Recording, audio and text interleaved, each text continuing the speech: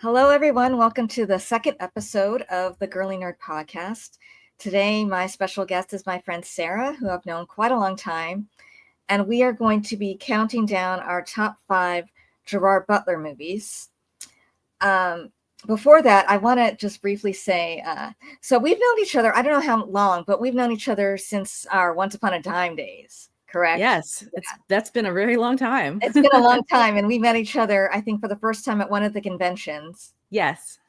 And then a couple years ago, I was lucky enough to go to the Oogie Boogie Bash, and I met up with you and our mutual friend Jess and my cousin, and we had a fantastic time. That was such a fun night. Yeah, absolutely. And I'm very happy to say that Sarah's going to be a frequent guest on my show. She wanted to do. I'm very excited. But we're starting with Gerard Butler. So before we get into our honorable mentions and top 5, I just want to talk about him as an actor briefly. He's had a steady career since the early 2000s. I think a lot of people only think about him as an action star because that is the niche he sort of carved out for himself in like the last 10 years or more. But his career is way more varied and he's way more versatile of an actor than that. And I don't think he gets nearly enough credit for how good of an actor he is. I enjoy all of his types of movies personally. So my picks are going to reflect that variedness of his career. And I must say, I only have one action movie on my list. But he's one of my celebrity crushes. I just think he's fantastic. So when I asked you, I gave you the list of all my topics. What made you want to pick him? Well, he's also been a very long time crush of mine. Mm-hmm. I went through a very heavy phase where I binge watched everything that he had been in at the time. You know, this was right around the Phantom days. And there were certain movies, which we'll get to, but that I just would watch over and over and over. And there's something so charismatic about him. And it's not just his acting, but it's also his personality. Like as he's doing press and interviews, you can tell how passionate he really is about his craft and how much work he does behind the scenes to really bring these characters to life. So yeah, that's just one of the reasons why I just am drawn to him and his completely. films. Yeah, he's so charming. I love watching interviews with him. He's one of those people who's a really good interview. He's always funny. You know, obviously you love the Scottish accent, so charming. And, yes. And then, you know, obviously he's very handsome, but his personality makes him better looking. That's how I think that's how it works, because someone who's, you know, very handsome and then you see they're a jerk, all of a sudden they're not so good looking. Right. But he's the exact opposite. It made me like him even more when I saw him like in interviews and stuff. So before our top 5, so I think I have 3 honorable mentions, but you can go ahead and start with a few of yours. So I want to talk a little bit about Timeline, which was one of those movies I would binge watch so many times. I just think it is such a fun, different type of film. First of all, the cast was just jacked. Oh my gosh. Yeah. And anyone who was anyone was in that movie. And particularly the late Paul Walker, who was just amazing. But I love movies where you get to see people in modern day go back to a different time period and kind of try to survive and see what it was like. I'm just really interested in that type of subject matter. And this was just a great action-packed film, but Gerard's character kind of went through this really epic journey in it. And the love story with him and Claire was just so sweet. And like to see are we doing spoilers? Sorry, I should preface. Are we allowed to spoil things? Yeah. Okay. Like I don't want to ruin a movie for someone, but for him to, you know, realize that he was meant to be in the past and choose to stay behind. Heartbreaking for, you know, his friends in the future, but but just beautiful to see that he found his true love in the past. Yeah, I'm glad you mentioned that because that's one of my honorable mentions as well. I actually didn't see it until a couple years ago. I did an article about like best Gerard Butler movies. And so I went through the ones I hadn't seen yet. And I had never heard of that movie. And I was shocked because there are so many people in it. Mm-hmm. It's a Richard Donner movie. I'm like, how do I not know what this movie is? And I just loved it so much. It was great action adventure movie. I loved all the people in it. And yeah, his story was so sweet. And I love, because I'm a big Pushing Daisies fan, I love Anna Friel. And I loved their like when they're on the river and he's asking her all the questions. Yes. It's just so sweet. Yeah, I loved that movie. And it gets kind of it really flies under the radar. And then when I looked it up on IMDb, I'm like, why does it have such a low rating? I don't really get it, but yeah, that's a terrific movie. If you haven't seen it, even though we spoiled the ending, yeah, I definitely recommend checking it out because we did spoil everything that happens, and yeah, it's excellent. It's a great film. My first honorable mention is Dear Frankie, which is one of the first not the very first thing, but I think it was like the second thing I saw him in. Just after I saw Phantom of the Opera, and then I'm like, oh, I like him. I'm going to see more movies with him. I was very similar to you. And that's another one. It's just a sweet little movie. Not a lot of people know it. Just like this little gem. And his part's not huge, but he has a definite impact on the film. And he has this very commanding presence, but he's very stoic, but he's very gentle and kind, and that's a really sweet movie. If people don't know, it's about a single mom who left her abusive husband, and her son is deaf, and he writes to his father, but she's actually the one writing the letters. So she mistakenly gave the ship the father's supposed to be on a name, and then he hears it's supposed to come into port, and she's like, okay, I gotta hire someone to be his father, and she hires Gerard Butler's character. And it's interesting that you never know his name. He's just the stranger. Yep. And it's left open, open to interpretation, but you have to believe, he's going to get the letter. He's going to come back and visit them and, maybe have a relationship with her. It's one of those little movies that more people need to see. Mm-hmm. I actually have that on my top 5 list. Oh, so, okay. Do you want me to wait or give you my can thoughts? Go ahead and talk. Where do you have it? I actually have it as number 2 on my list. Wow. Okay. I love this movie so much. It's actually one of my favorite movies ever. It was one of those, the first time I watched it, I cried so hard. And I actually just rewatched it yesterday just to kind of refresh it in my memory. And I still cried just as hard. Yeah. I think the impact that Gerard's character has really just changed the whole dynamic of the film, because you're kind of torn between both the mom and the child in that you understand why she's doing what she's doing from her perspective, but you still are thinking, is it morally right what she's doing, pretending that the father is still around and is writing these letters.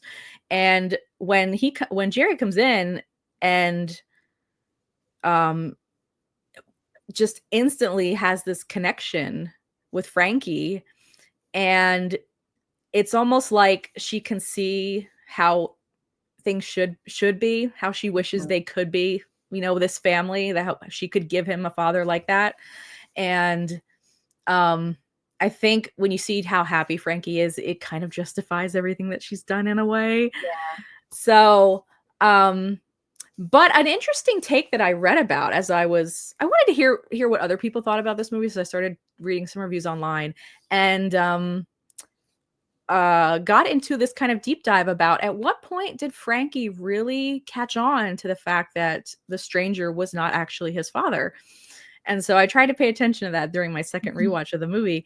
And yeah, it's really interesting to think. It's like, at what point does he really realize? And then you find out that he's okay with it. You know, like he really is just happy having a friend. Yeah. It's so sweet. And I agree with you. I think, you know, would there be a sequel out there that they would have ended up together? I think 100%. Yeah. Their chemistry was off the charts. Yeah. And with very little. Yes. Well, that was the thing. I thought, gosh, I don't remember him having such a small part in this film, but it was such a strong presence that you felt throughout the whole movie. And when they spend the whole day together, there is such very little talking, but you feel such a growth in the relationship. And the dance scene, oh my gosh. Yeah. There's so much in the silence, you know? Yes. I think everyone should watch this movie. It is fantastic. Yeah. And I don't know if you know this, but he almost didn't do this movie. He originally was given the script and he read like a couple pages of it and was like, I don't really know what this is. I'm not interested. And then the casting director reached out to him and said, look, I really think this would be good for you. Please read the script. And after he read the whole thing, he's like, I have to do this. So yeah, it almost didn't happen. Yeah, you know, it is interesting to think about when he does catch on. It's probably obviously not at first.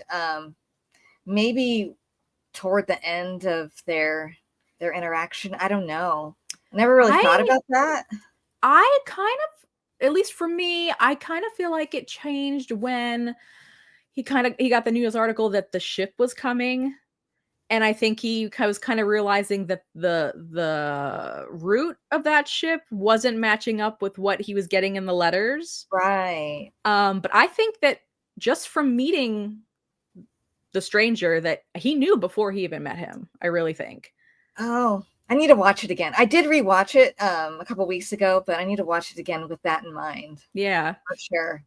Yeah, everyone go watch Dear Frankie. That's another one that's just such a lovely movie. What is another one of your honorable mentions?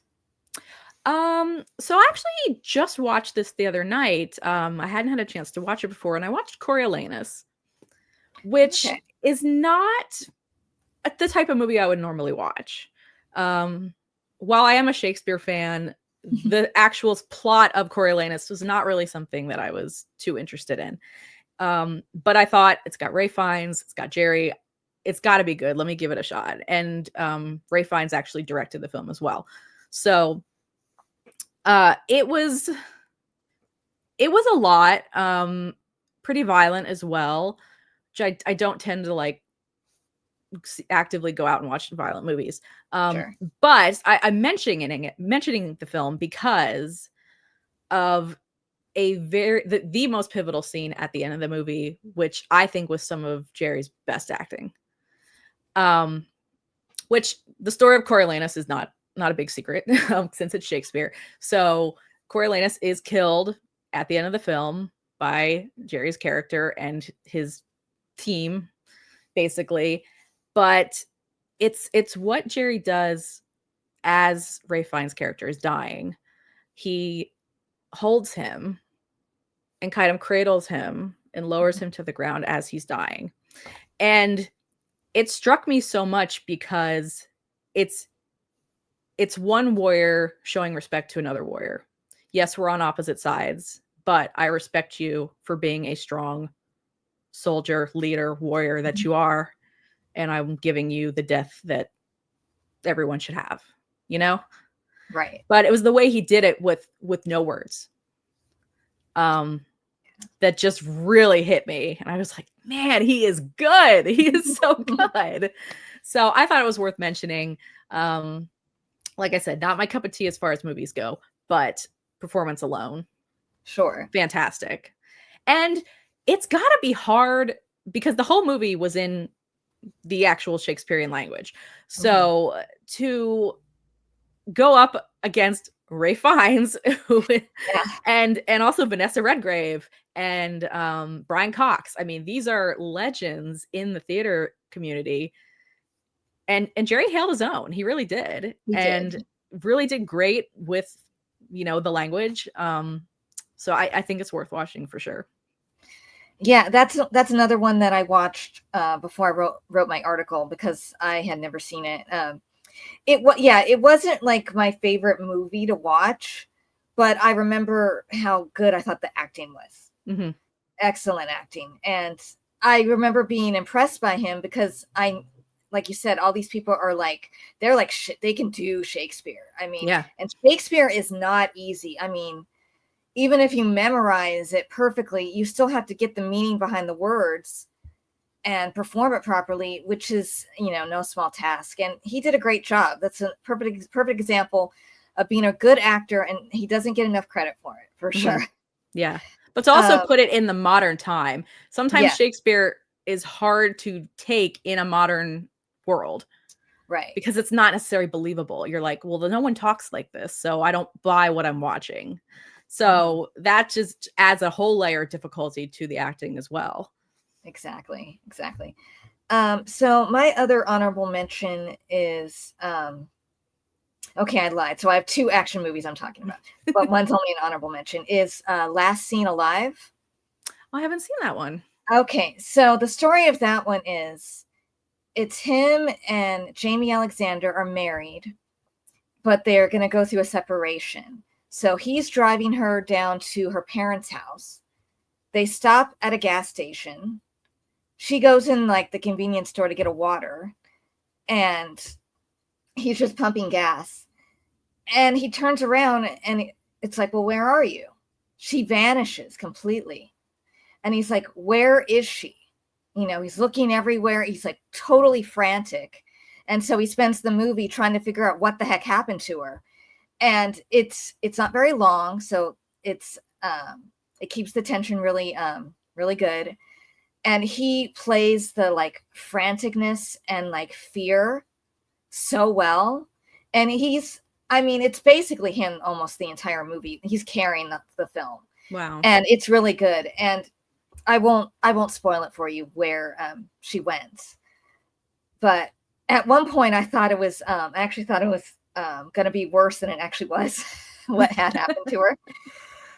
It's still bad, but I was thinking these like really horrific scenarios, but thankfully it wasn't that bad. But it's very good. And then they have flashbacks to them like seeing why their marriage was like in disarray, and how something like this, I think, will bring them back together.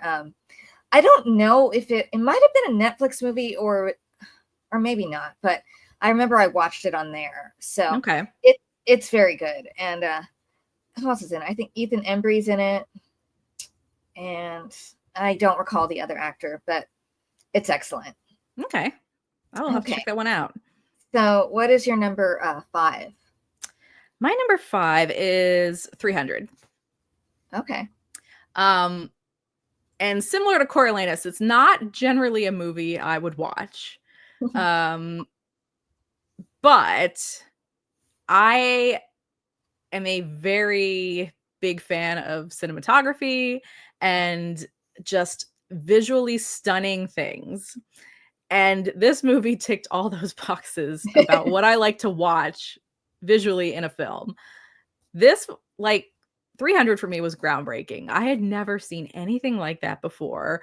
My eyes were glued to the screen. This is actually one I went to go see in theaters. My eyes were glued to the screen the entire time. And I had just, even to this day, it still wows me when I watch it back. It's just, I don't know what more to say, because it's just a beautiful film. And that's just the graphics and everything itself. So then you break it down to like, okay, the actual performances. And I think this was Gerry's first like really leading role. Like, this was a big deal to be in something like this and have to carry this movie. And I think he took the challenge really well. And not only that, but like physically to do a movie like this had to have been really hard. Great cast as well. Again, just big name after big name after big name. And again, it's a story that a lot of people are already familiar with.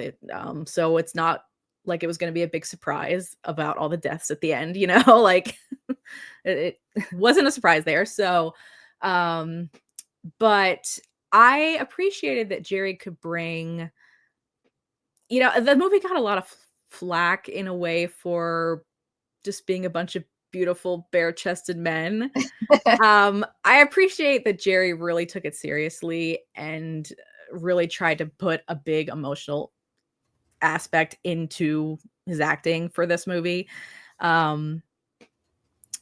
Like, I feel like he did a really good job at being the leader and being really scary in a way, you know? Like, if you're leading a group like that, you have to be intimidating and scary and strong and brave, and he nailed all of that.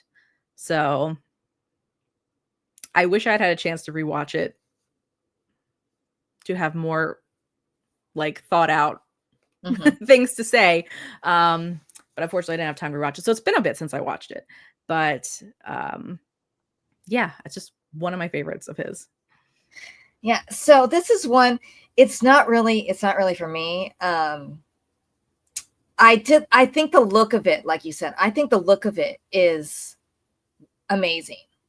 Like, so unique visually, and you know, all the slow motion, and I don't know how they achieved the way it looks, but I mean, that's incredible. And even if the movie itself wasn't for me, as far as like, because I watched it for my articles because I never had seen it. I thought he was the best thing in the movie. Yeah. He was such good acting. Such a commanding presence. Even if the movie wasn't like my cup of tea per se, I can appreciate the artistry of it and appreciate his performance. I mean, other people are good in it, but I definitely think he is by far the best thing in the movie. Yeah, I agree. Yeah. So my number 5 is Chasing Mavericks.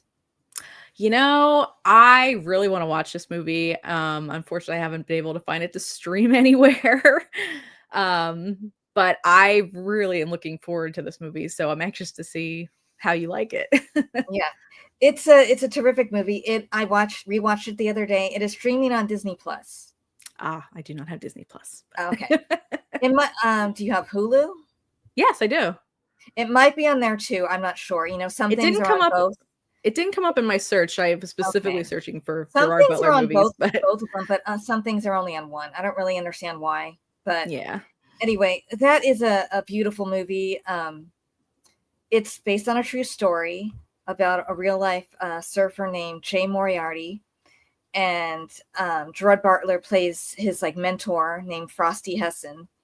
Now, I wasn't familiar with them at all, even though they were around, you know, during my life. A lot of the movie takes place in the, I want to say, late 90s, early 2000s. So I would have been around to know about it, but I wasn't familiar with it. But so Gerard Butler, he's only made like I would say a handful of movies that are like family friendly. And of those movies, this one's my favorite. I just thought it's very inspiring and beautiful. It is sad. I don't want to spoil it. It is sad, but still like inspiring and hopeful at the end of it. He's very good in it. So yeah, he plays this young kid's mentor, and like he becomes like a father figure to him because his own father, I think he's just like a deadbeat or something, like he had left the mother. And his mother, you know, she tries her best, but she's not always there for him. So he really becomes like almost like a dual sort of parent for him. And he's always telling him, and you have to, if you want to surf, he wants to surf these like wild waves called mavericks, which like only like the best surfers in the world can do. It's like, you want to do this? You got to write me some essays. Write me some essays about this. Write me some essays about this. I want to know you're serious about this. And until he starts taking things seriously, he doesn't let him like practice. But when he finally does, like, this kid was one of the most incredible surfers ever. And I don't want to spoil it for you. But there is a moment when the kid, he's surfing this big, like, contest like thing, and he, like, wipes out. And there's a thing you count. The way he was specifically counting to see, you know, is he going to come back up? Mm. And you could see the absolute terror on his face because he was counting a long time. Yeah. And thankfully he does come back up. But without spoiling it, the final moments of the movie are really moving. And I saw a photo with the real man he was playing. I didn't really catch him in the movie, but he's in the scene, and it's really sweet. And Abigail Spencer is in it, and Okay. Elizabeth Shue. And it's funny. So I don't know how to swim, even though I'm a California girl. I don't know how to swim, and the ocean kind of scares me a little bit. That's a valid fear. Go on a cruise, but on a little sailboat, I think I'd be nervous. But I love movies about the ocean, surfing movies, you know, shipwreck movies, all that sort of thing. So even though it's like it scares me personally, I've always loved films like this. So that's one of the reasons I love that. It has beautiful cinematography and photography of the surfing scenes. And Gerard Butler was not like he vaguely knew how to surf, but he learned how to surf really well for this film. Wow. And he does an amazing job. It's really impressive. And I think because he was in the sun so much, it made part of his hair start to turn blonde. And, you know, just on a physical note, it looks so beautiful with like these almost like blonde highlights in his hair. Mm-hmm. It was neat. Yeah, I definitely recommend checking out this movie. I will, for sure. Yeah. So what is your number 4? My number 4 is How to Train Your Dragon, and then also like How to Train Your Dragon, the sequel. So Sure. kind of as a combo package there. Now I will preface, I have not seen the live action How to Train Your Dragon yet. Mm-hmm. So my thoughts are just strictly on the animated version. And it's just another thing he does well. Voice acting. I mean, it's like, what can't he do at this point? Voice acting is not easy. And the amount of emotion he's able to portray just by using his voice is amazing. I think the scene that sticks out to me the most is in the second one where he's reunited with his wife. And it was such a beautiful moment. I mean, every time I cry at an animated movie, I'm like, what am I doing? But it's, you know, that's just a testament to the voice actors when they're able to make you cry looking at animated drawings of people. You know, that's a testament to how good they are. So, and with those movies, it was great to see his character arc and how much he changed from the beginning of the first movie all the way through till his untimely, unfortunate death. But it's great to see how he bonded, you know, with his son and overcame sort of the prejudice that he had against the dragon species. And I really wish he hadn't been killed off. I know. I'll always be upset over that. And then it really hurts when you go to Universal Studios over at Epic Universe where they have Burke as a land now. Mm-hmm. And you're just reminded everywhere you go that Stoick's still dead. And it's just sad. Do they have that character in the land? No. And that's a problem because he's dead. Yeah. You know, so these movies, I seen them, but it was so long ago that I don't remember them very well. I remember I enjoyed them, and I remember, he was great in the part. And I see, it's funny when they make these live action remakes, they usually don't hire the same people, right? But I could see why they would with him. I feel like there's like no one else who could do it. He just, no one else sounds like him. No one can have the proper, gregarious sort of, presence, because luckily, he's a big guy in real life too. He's not, some little thing that it went at work, but I you know what I really remember about the movie is the score.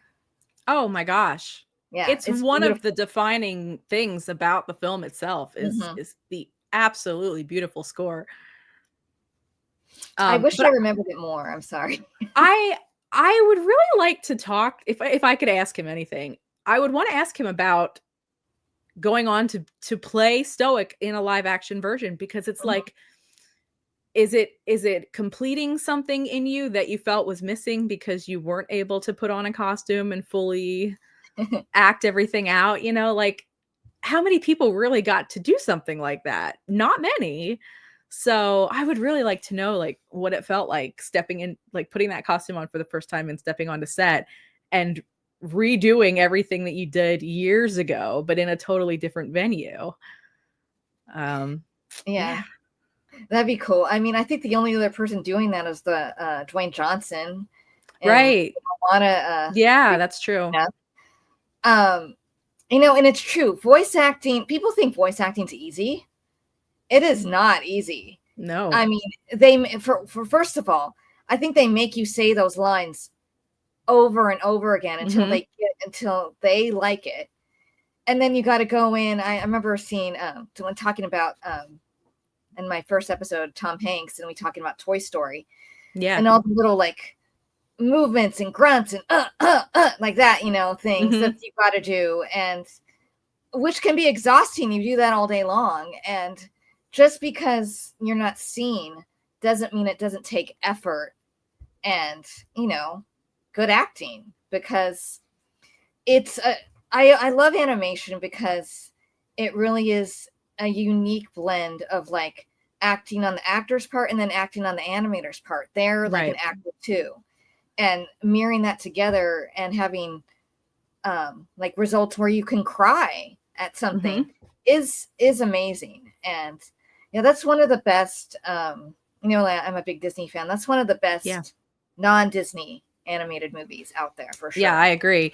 And then the other thing is when you're looking at the romance aspects of an animated film, such as Stoic and his wife, how do you create chemistry when you're in a recording booth by yourself? Maybe they did it together, but I highly doubt it. But how do you create that type of chemistry? And again, that's just another testament to the actors that for a scene when he's reunited with her, that he can recite my favorite line, which is, "You're as beautiful as the day I lost you." And it's just instant tears. How do you do that in a recording booth? Great acting. I know. Okay, so my number 4 is Plane. Oh, I haven't seen that one. Okay, so I remember seeing like the ads for this movie and just laughing at the title, going, Plane. What kind of stupid name for a movie is that? But then I heard that he insisted it be called that. And I'm like, okay, this tells me it's a serious movie, but he doesn't take himself too seriously. Do you know what I mean? Yeah. So like, there's nothing funny in this movie at all.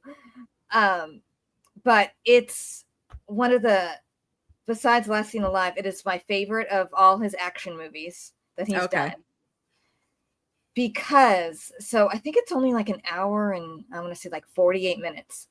So, and you're thrust right into the action right away. So he plays a pilot, an airline pilot, and the plane gets struck by lightning and they lose power. So they have to make this emergency landing. And unfortunately, where they land is like this lawless place somewhere near the Philippines where, you land there, you're going to get like kidnapped for ransom, basically. So the other thing is, on the plane is a criminal, and a violent criminal. He was being transferred, and he was in prison for murder. So when they crash, it's like he's like, what do I do with you? And it's like he needs to keep the passengers safe away from him, but also, whoever else is on this island. And what I liked about it is, so that the actor is named Mike Coulter, who plays the I forget the character's name, I'm sorry, but you find out, yes, he's a criminal, but it was like one of those things, he was super young, kind of wrong place, wrong time sort of situation. And not that he's innocent, but he's not like an evil person. So the two of them like team up to keep them safe from the people on the island who are like they're ruthless. And what I liked was, so Gerry does these movies, these action movies, and he's the one doing all the fights and the stunts and stuff. And he did do this in this movie, but he does take a back seat to Mike Coulter's character, who it's almost like he's letting the Gerard Butler's character stay a little pure. Okay. As much as he can, like I'll kill them, you don't have to, sort of thing, he does, when he has to punch in someone and shoot someone, you have to, it's us or them sort of situation. But that's what I liked about it, because there was a great camaraderie between the two characters and this interesting dynamic. And he's really good in these sort of heroic roles. You believe him as a pilot, and you believe him as someone who he does feel out of his element, but he's capable enough that he could take care of everyone and keep everyone safe. And it's an excellent movie. It's funny. Maybe I shouldn't say this. I needed to rewatch it, and it wasn't streaming anywhere. And I actually found it on YouTube. So it shouldn't be there, but it is. Well, you lucked out. It's hard to find full movies on YouTube. There was one section that had this odd music on it. I don't know why, just randomly, and then it went probably away. how it's still up there. But I love this moment where Mike Coulter's character, he says he had joined the so he had gone to prison, and then he escaped, and then he was caught. That's why he was on the plane, and he had joined the French Foreign Legion. And he said one of the priests he talked to said that redemption can be found in the most unlikely of places. And Gerard Butler says, well, this certainly qualifies, And yeah, it's a terrific movie. I mean, the tension is like throughout the whole movie, that you don't even get a chance to like breathe, but that to its benefit. Yeah. It's excellent. And yeah, I highly recommend it. If it is violent, it's definitely violent. So I don't like excessive violence, but I could watch this because it wasn't like nonstop. Yeah. There was moments that there wasn't any. So, it is a little bit surface level, as far as like the characters. The only one who's probably developed are the two leads. No one else is, and not even the people on the island that want to like kidnap them. But it's still, it's entertaining. He's great in it. What more can you ask for? Right. There are characters where you're like, they just piss you off, to no end. Because it flashes to Tony Goldwyn is in it, and other people that work in the airline. And Tony Goldwyn, you love. Like, he's great. Oh, he's constantly fantastic. Clashing. Oh, go ahead. I'm sorry. I was gonna say he's fantastic in everything I've seen him in. Yes, he is. He's clashing with another guy, and it's like, God, just shut up, basically. But yeah, that's a great movie. Yeah, definitely recommend seeing it. So we're on your number 4 number or 3? 3. Yes. Number 3. P.S. I love you. Aw. I mean, what better heartwarming yet sad film is there in this world besides P.S. I Love You. Yeah. It's perfection wrapped up in a movie. Mm-hmm. And I actually just rewatched this just to keep it fresh in my mind. And this is another one where his role is small, but you feel him through the whole movie, in every scene. And I actually just watched an interview with him about this where he was basically apologizing to Ireland for butchering their accent. And I didn't think it was that bad. No, it's not. Apparently it is very hard for Scottish people to do the Irish accent. I didn't know that, but apparently it is. I bought it. That's enough. Like, if we all bought it, then he did his job. So, but what I didn't realize up until my most recent viewing of this film was that pretty much every time we see Gerry, we're seeing it through Holly's eyes. So we're only seeing basically her version of him, which is interesting. Like, I've never really seen something like that done before in a movie where we're kind of getting one side to a person. I mean, you do get a little bit of hints, like from William later on when he's telling Holly some stories, and things like that. But it's really, this movie really is Holly's story and Holly's journey, and you're seeing everything through her eyes, and it makes it all the more heartbreaking, really. You feel it, like, maybe it's just because I'm married and you start thinking about what would I be like if that happened to me. And my gosh, it just hurts your heart so much when you think you're trying to put yourself in her shoes. Hilary Swank is phenomenal in this movie. Just absolutely. I think one of her best roles, and everything she does is amazing. But I felt every bit of loss that she was feeling, and I felt every bit of love that Gerry had for her, that she, in the way that she saw it. And I actually, when I vacationed in Ireland, I went to a couple of the filming locations from that movie.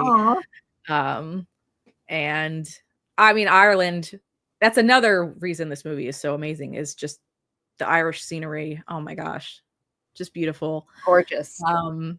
A young Jeffrey Dean Morgan, who was so good in this that I was convinced for the longest time that he was actually Irish. And when he did an interview with an American accent, I thought, wait a minute. Absolutely great cast. James Marsters, Lisa Kudrow. Oh my, everyone was so good in it. Kathy Bates was phenomenal in it. It was nice to see, because, which I think you mentioned, is that Gerry's been in this really long string of action movies. And I love him to death, but I like to see him in movies like this. Yes. Where he's playful, romantic, charming, he's singing. I feel like he really shines in a role like this.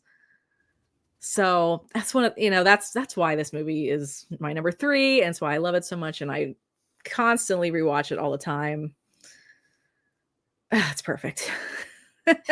I 100% agree. This is actually my number 2. Okay. I mean, my number 1 and 2 are almost like tied, basically. This is the only movie I saw in the theaters with him. I wish I'd seen some of the other ones, but this is the movie that really started my deep crush on him because of him in this movie. I love every single thing about it. I love movies that make you laugh and cry. Yeah. I think, it's wonderful when a movie can make you feel all the emotions. You're really, really laughing, and then you're really, really crying. And like you said, the cast is phenomenal. And everyone has such great chemistry. Well, first of all, Gerard Butler and Hilary Swank have wonderful, wonderful chemistry. Absolutely. I mean, in that opening scene, that's one of my favorite parts of the movie. I think Yeah. that's like the only moment where it's not what you said, where it's not through Right. her eyes, it's both of them. And I mean, you feel that chemistry, and they feel like a real married couple with the bickering and then the making up, and but all the chemistry in the movie is good. You feel like the history with the friends. It feels Mhm. like a friendship, and then when new people come in, like Harry Connick Jr., who, so this movie has, per capita, some of like the best men ever. You have Gerard Yes. Butler and Jeffrey Dean Morgan, and another one of my longtime celebrity crushes, Harry Connick Jr. I am so in love with him, and he's so great in this movie. He really is. And side note, please make more movies, Harry Connick Jr. You don't make enough movies. It is interesting that he's a singer, and yet he's not the one doing any singing in this movie. No.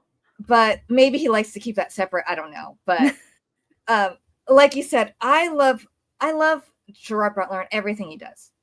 But he is so good in a movie like this, where he gets to be emotional and sweet and charismatic and, romantic, and he gets to sing, and he's great, like, doing this kind of singing as well. And yeah, I just love every single thing about this movie. I like that it's like a love story in reverse. That every time she gets a letter, you flash back to a time, and then you flash back to an earlier time until it's their first meeting. yes. And I just love that scene on the road when they first meet each other, and you totally buy that they would totally fall for each other in that span of a few hours, walking back to her hotel. And I watch it all the time, and it's just such a lovely movie. And I think I wrote down some of my favorite moments. Yeah, their first meeting. I love when she's at karaoke and she imagines she's just seen him. Yes. There. I'm like, oh my goodness. Not parts with Gerard Butler, but the moment when she's at lunch with Harry Connick and she says the wrong name and he understandably gets hurt. Right. And then they're like, is your friend coming back? Oh, and then they take the silverware away. I'm like, oh, that just hits you at a deep level. Yes. I'm not married, but I could feel, I can imagine myself, the pain of that, because, you find someone so wonderful and then they're taken from you so fast. And she's right. The when she runs into her mom's arms and she's crying, I'm like practically sobbing, Yeah. It isn't fair. It isn't. But you have to learn how to grieve. And I love that how much he loves her, that he thinks to do this for her.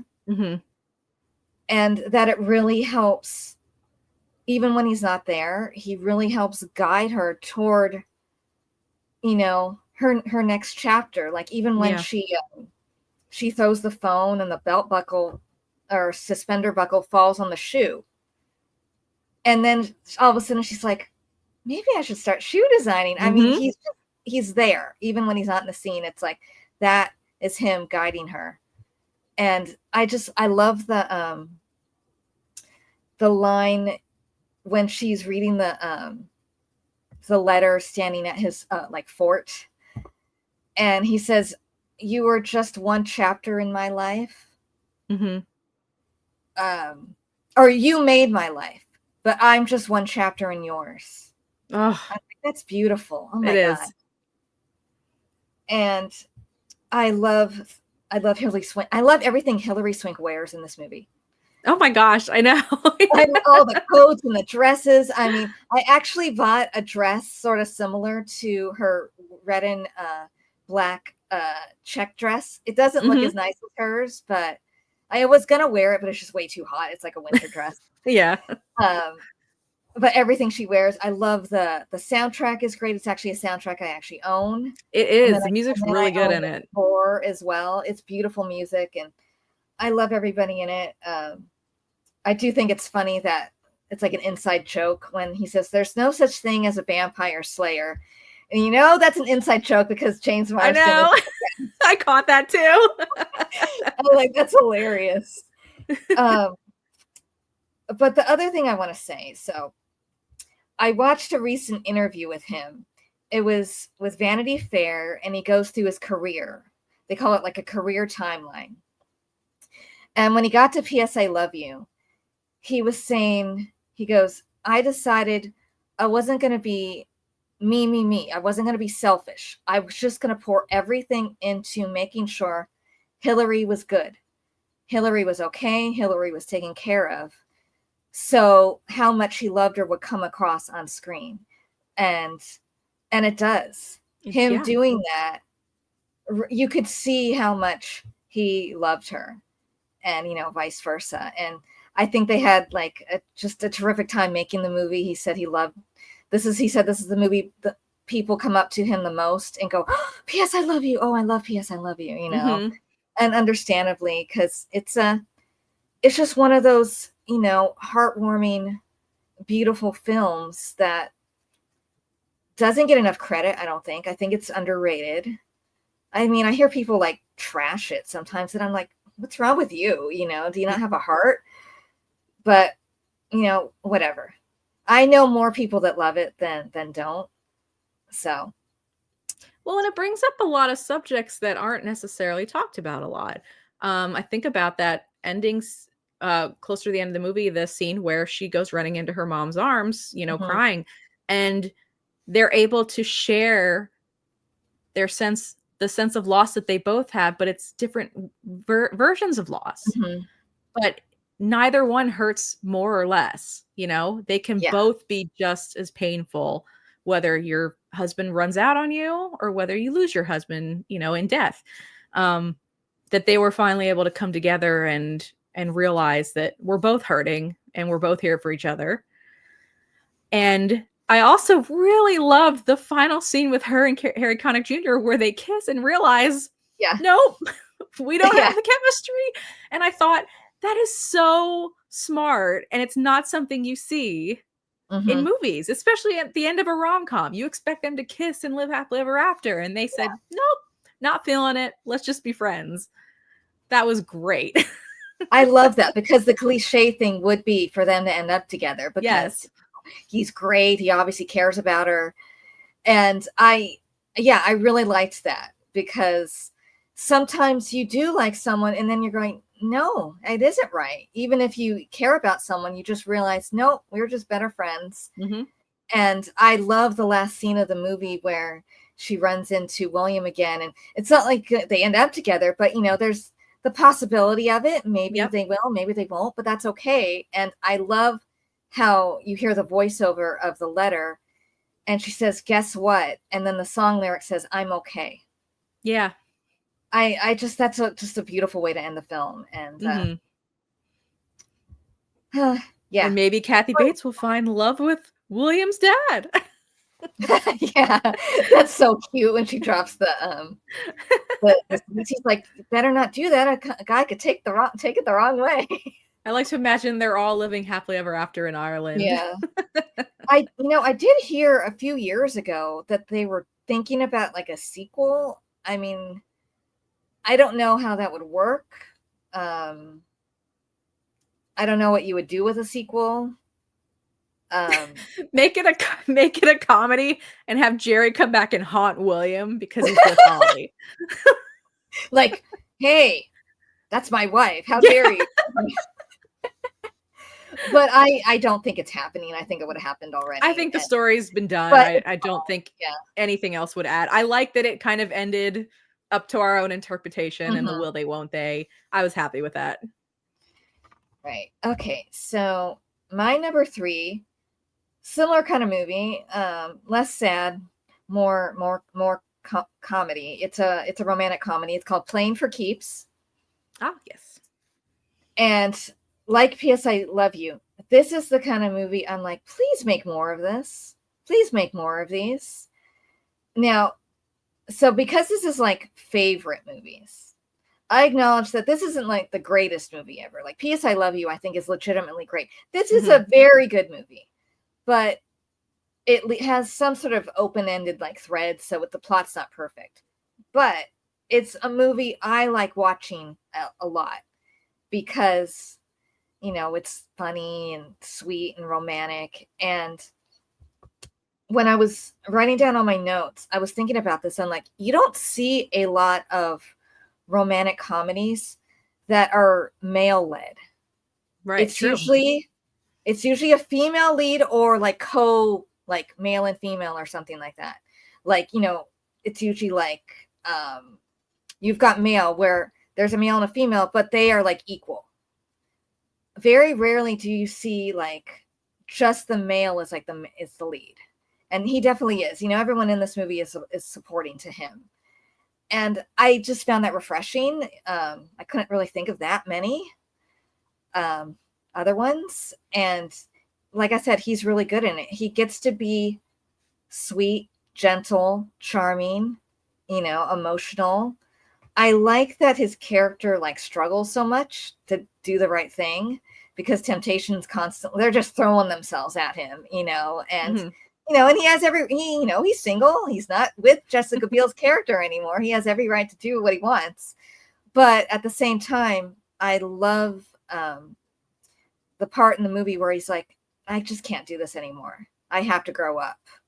I have to be the kind of person that my ex deserves if I have a chance with her. And more importantly, what his son deserves. And my favorite parts of the movie are actually with him and his son, who was the cutest little boy. I mean, he's just adorable. I should look up his name because he's so good with kids. Kid. He is so good with kids, you know. And I watched the movie the other day with my mom, and she's like, he would make a great dad in real life. I'm like, yeah, he would. It's kind of sad he doesn't have children in real life. Well, you know, hopefully someday he gets that. But yeah, he is so sweet with the little boy. And so, like, I love the part when he's driving with him. It's like, don't tell your mom. Let me see what his name is. Noah Lomax. So he does a great job. And they're just, heartwarming, sweet moments. And I love the part when he's saying goodbye to him and they're both like crying. And but then he turns around and, spoiler, he turns around and decides not to take the big job he was dreaming about, because, you know, if you can do that one place, you can do it there.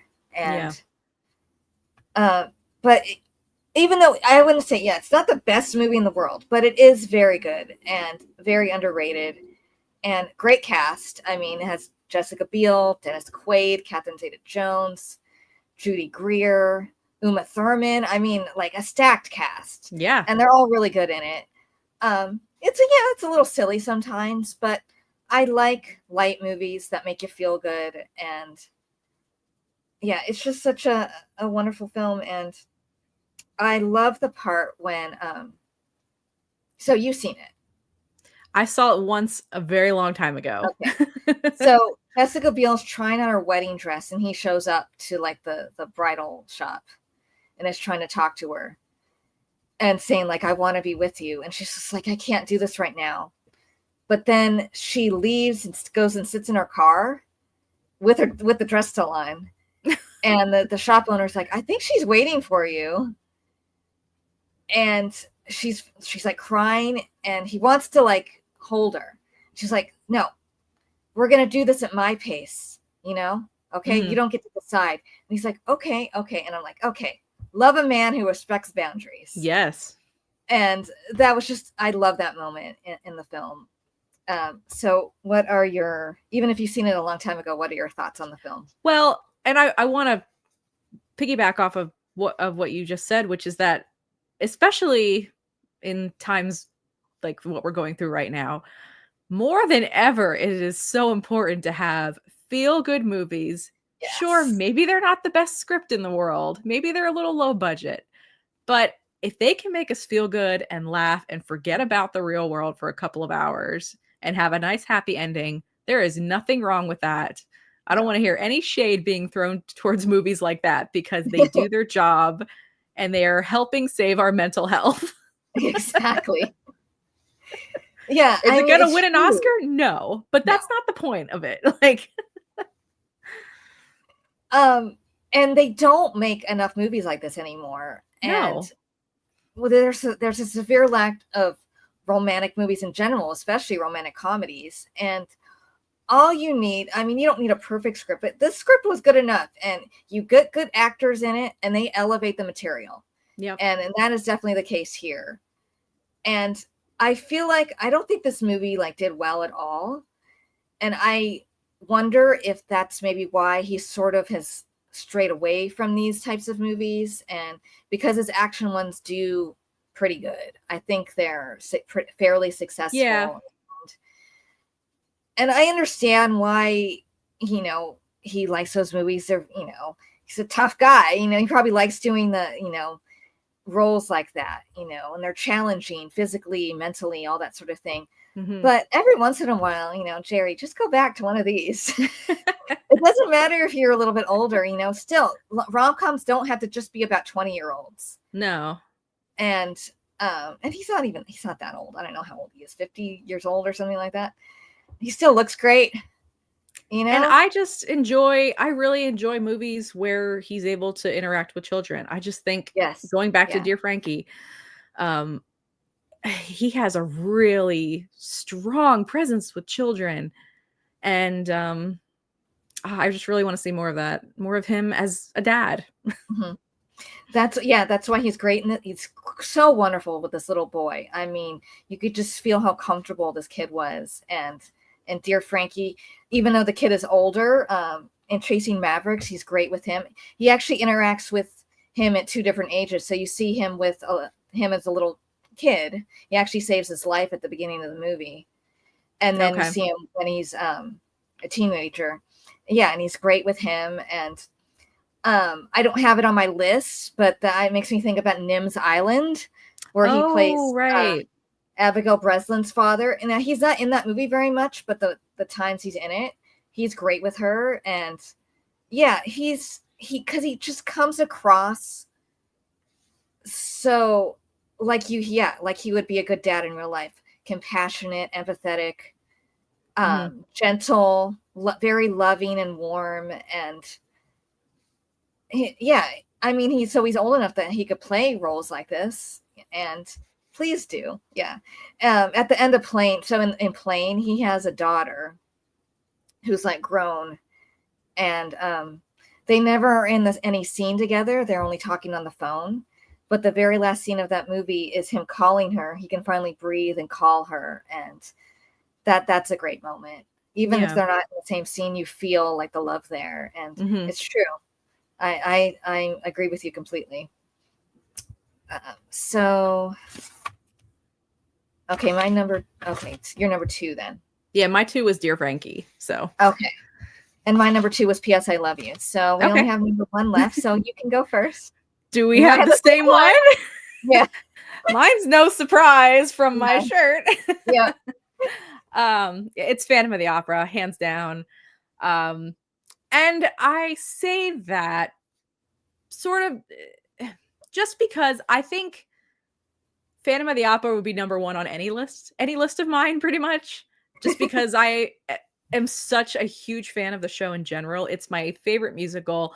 It's been my favorite musical since I was a small child. Aww. And it was actually my very first Broadway show when I was 9 years old. My grandparents took me to New York to see it, and it changed my life. So jealous. Oh my God. I'm still completely heartbroken that it's closed.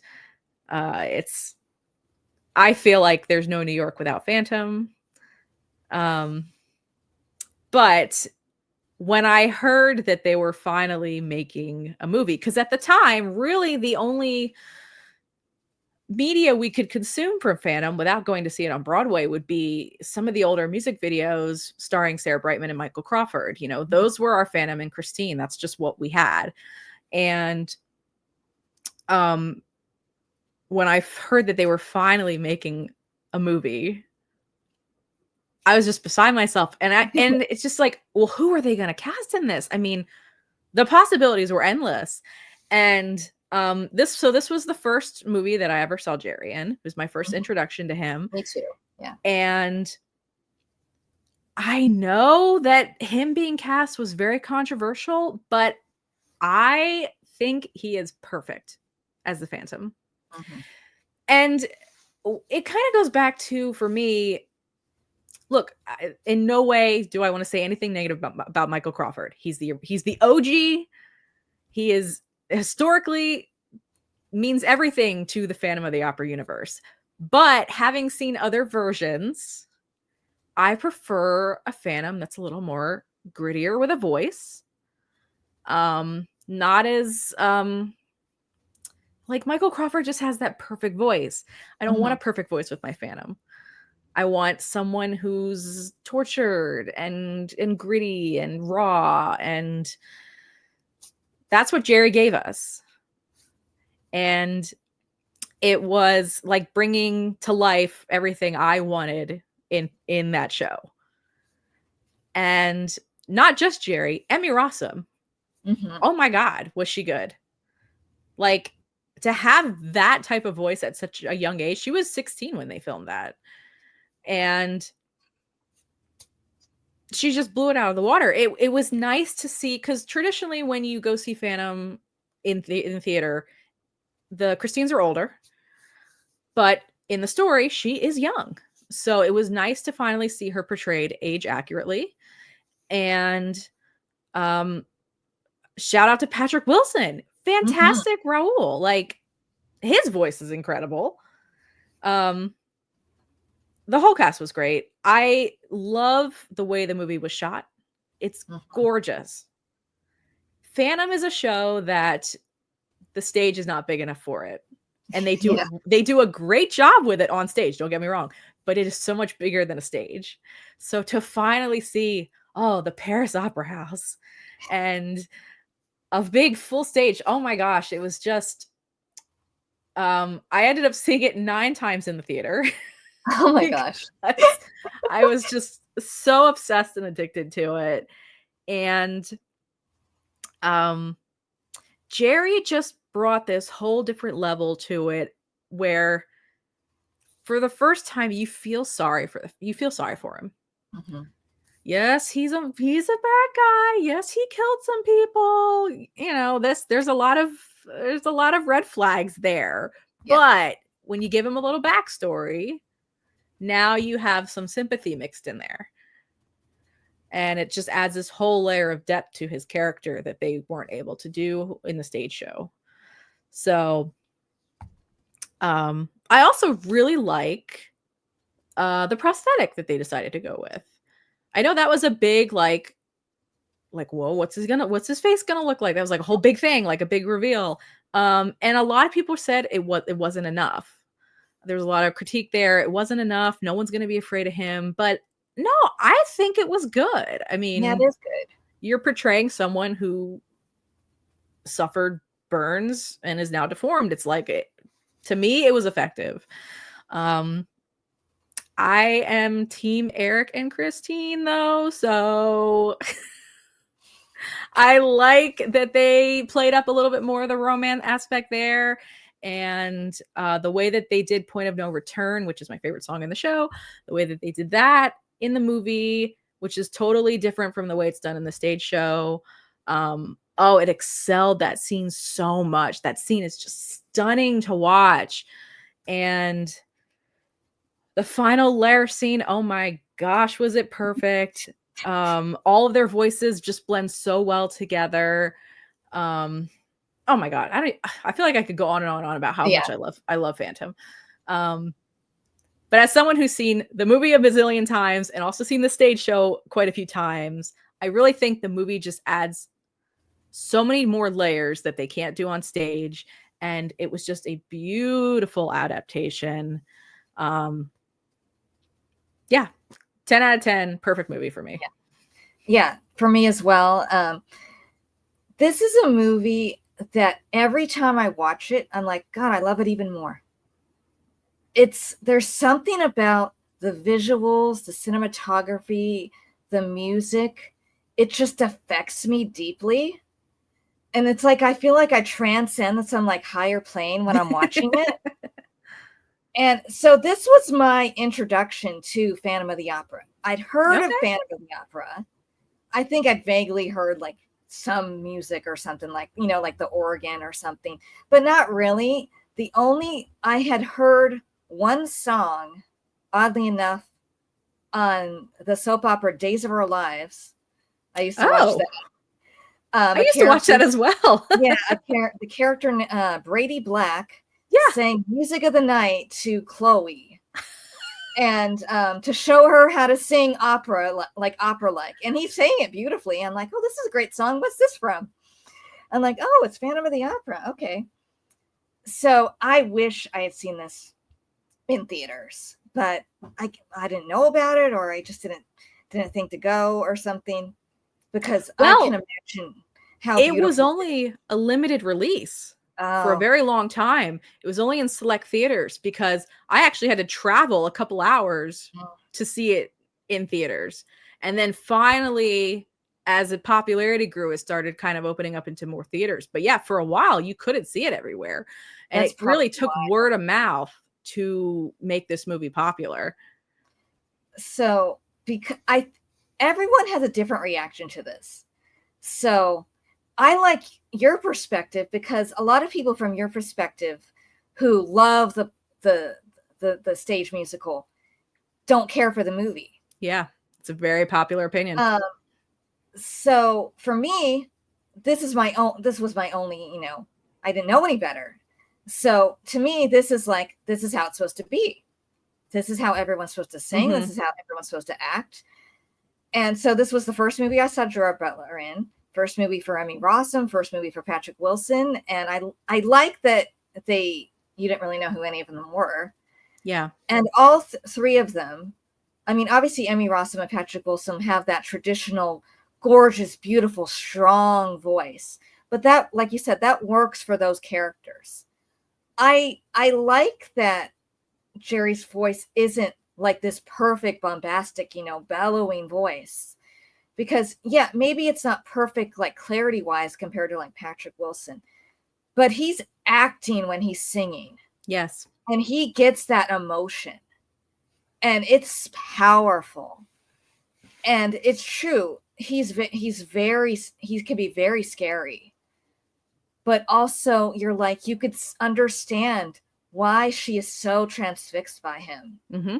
And why I like how much they play that up, that she would generally feel torn between those two men. Mm-hmm. Because obviously Raoul, he's gentle and romantic and loves her and caring and takes care of her. But, you know, with the Phantom, it's very passionate and, you know, awakens things in her that were never, you know, awakened until that moment. And I love that point of no return, the way that's filmed, when they cross to each other. Yes. That's just, oh my gosh. Oh God, that's so good. So I don't know. I have no frame of reference. I'm like, oh, I guess the play's just like this or something like that. It's not. Yeah, I saw a traveling in here in San Diego. I saw it. Okay. And it was okay. It's just not. Unfortunately, the people in it weren't great. I hate to hear that. I think Raoul was good. Christine was good, but the Phantom was he wasn't that great. And that's how I have felt with the majority of people playing the Phantom, because they do go for a more traditional voice.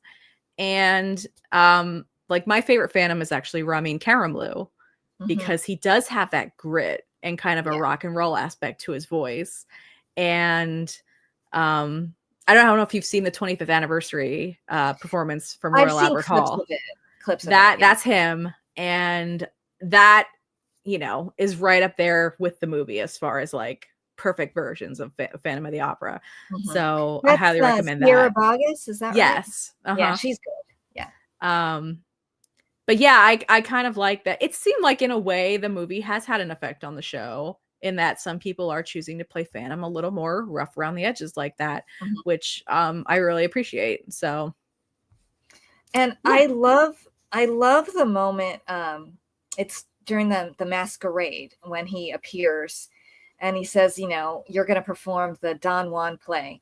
Mm-hmm. And he's got all this bravado. He's so confident. And then he locks eyes with Christine and it vanishes. Yeah. I'm like, that is great acting. You just see it all go away, and you could see how much she affects him and how much he loves her. And yes, it's obsessive. Yes, he has a kind of a twisted obsession with her. But it is that genuine at the same time, and you understand why she can't be with him and why she chooses Raoul, but you can understand why she would be torn so much between them. Mm-hmm. The other part that I like I said, the cinematography in this movie is stunning. Yeah. And all the sets. I mean, it feels like it's just like lit from within, basically. And it was nominated for an Oscar, and I get so mad that it didn't win. The Aviator one, which I'm like, okay, that movie's good too. Oh, well, that's a tough call there. That's a tough call, but I would still give it to Phantom, but Yeah. it's not like it was a bad choice. But the scene when she's in the carriage traveling to the cemetery. Oh, yes. The violin music. Yes. And Raoul riding on the horse, and when she gets there and she sings that song, and I'm like, is this the most beautiful movie I've ever seen? I mean, it's up there. Mm-hmm. It has to be like at least in the top 3 of like the most beautiful movies ever made. Yeah. And I get so mad when I hear people trash this movie. And I'm like, just because it's not what you picture or something doesn't mean it's bad. And, I'm not going to change anyone's mind, but I think it's just gorgeous. It's a movie me and my mom like to watch like every year, like around Halloween, even though it's like winter time in it, but because of like, it's like the Phantom, it's sort of spooky. We loved watching it. And it's a movie that she always liked, but like every time she watches it now, she's like me. She's like, God, this movie's good. I'm like, yeah, I know. There's something about that music that it just gets inside you. It's like it affects your like soul. Yes. And I'm like, Andrew Lloyd Webber, I mean, you're a genius. I mean, I don't know too much of his other work, but this alone makes him a genius. And when people criticize Gerard Butler's casting, I just go back to the fact that Andrew Lloyd Webber loved him. If he didn't love him in the part, he would have said no. He's not, he's not right for the part. I'm like, if the creator of this musical thinks he's great, who is anyone else to say, that he's not right for this part? Exactly. And he's the only opinion that matters. Yeah. I've seen multiple interviews where he talks about this, and he thinks nobody likes the film and that nobody likes him in the role. And that like breaks my heart so much. I'm like, Gerard Butler's never going to watch this, but if you're watching, here are 2 people, and I know more. My mom, my friend Ellen, who's from England and saw a stage play, she's like, no, he's fantastic. I'm like, tell him to get on TikTok. He'll find everyone that loves him. Yes. There are people who love you in this role and think you're perfect in it and that you did a phenomenal job. So if I ever met him, that's what I would talk to him about. I would tell him how much I love it. Friends, relatives love him in the part because I think he legitimately thinks that. And it's just so sad. And it's a movie very unfairly maligned. And I think Joel Schumacher deserves all the praise in the world for the way he filmed it.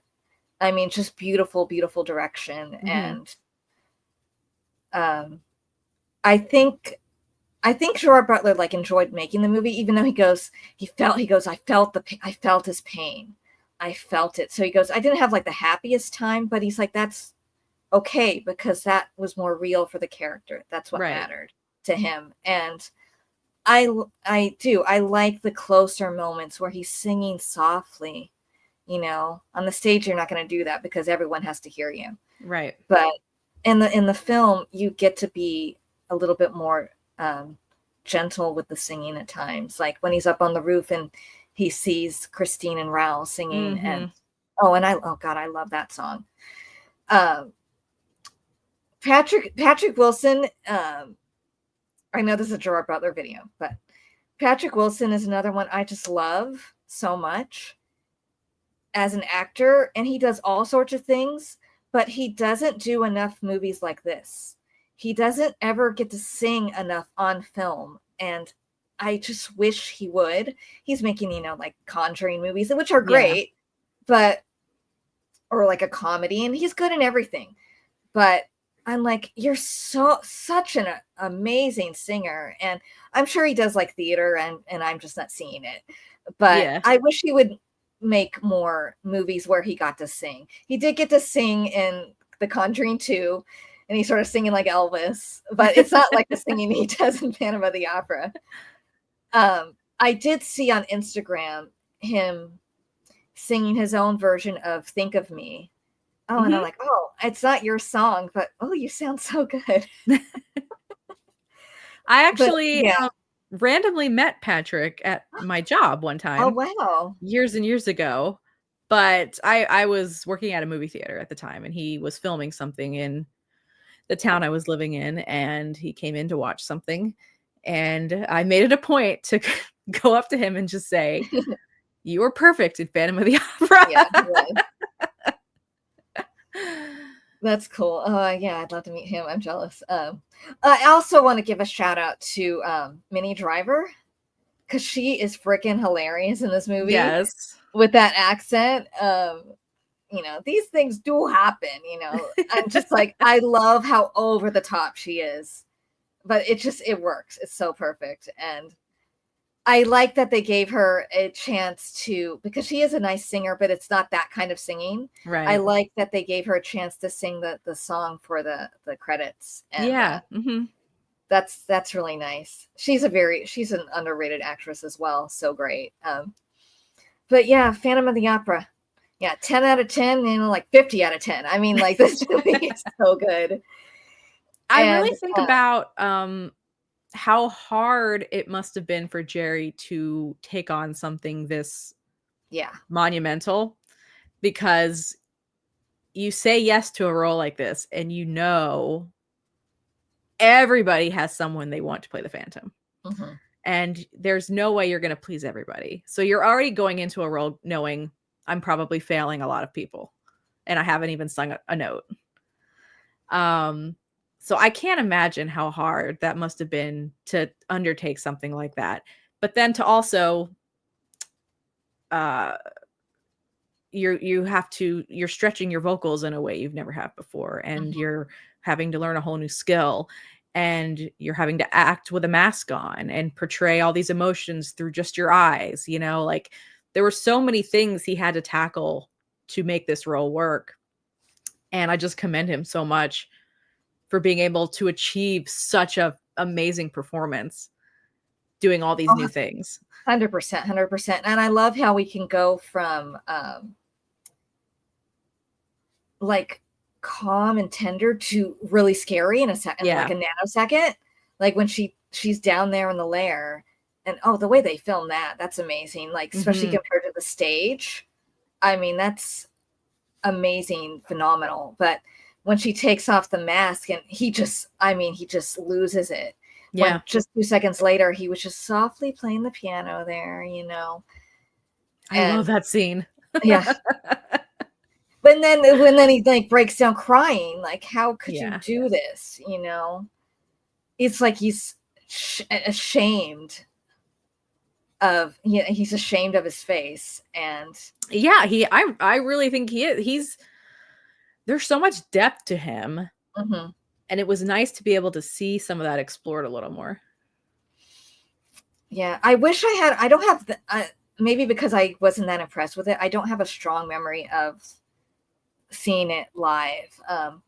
It was maybe because I wasn't that thrilled with the people in it, you know, because I had the other actors in mind.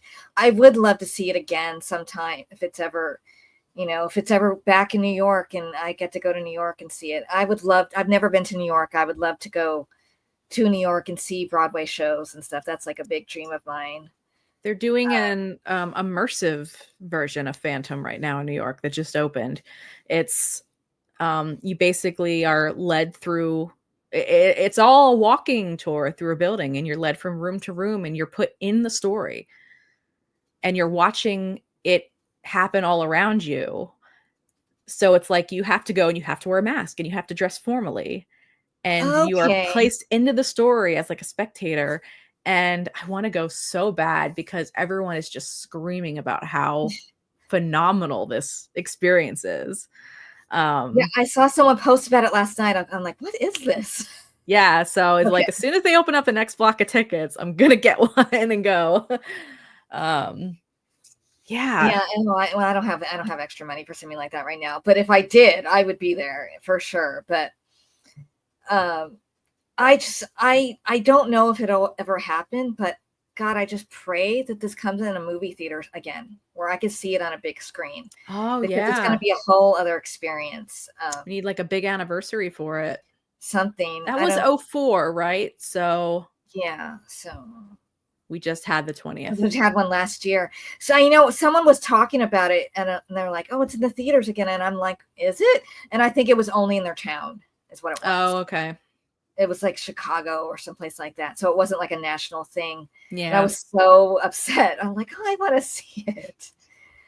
But I watch it every year. I'm probably going to watch it next month. And, and yeah, I just love it so much. But anyway, so why don't we go through our top 5 again, just to recap for everyone listening. So my number 5 was 300. Number 4 was How to Train Your Dragon. The first and the second combined. Number 3 was P.S. I Love You. Number 2 was Dear Frankie. And number 1 was Phantom of the Opera. Okay, my number 5 is Chasing Mavericks. My number 4, Plane. My number 3, Playing for Keeps. My number 2, P.S. I Love You. And number 1, Phantom of the Opera. So, everyone, thank you for listening to us gush about Gerard Butler. If you are a fan of his, I hope you're watching this. He deserves so much love and praise because he is a wonderful actor. He's not just an action star. He's a versatile performer. He can be funny and charming and romantic. He can sing beautifully. And all of the movies that we discussed deserve to be watched many, many times. Yes. And so anytime, do you have anything else you want to say? No, he's a fantastic human being. And even if you have seen all of his movies, just go on YouTube and look up all of his interviews. Like he's so funny and charming, and there's a reason we've had a crush on him for decades at this point. Yeah. He's a great person, great interview, very funny and charming. Watch any interview with him. And he's fantastic. And you can understand why we like him so much. Yes. But thank you for listening. I hope everyone enjoyed this video. I believe my next one I'm doing is with my friend Darren, who did Tom Hanks. We are going to do the best of Amy Adams. Oh. And so that will be coming soon after this one. But everyone take care. Have a beautiful morning, afternoon, evening, whenever you're watching this. Thank you for watching and have a nice night. Thanks. Bye.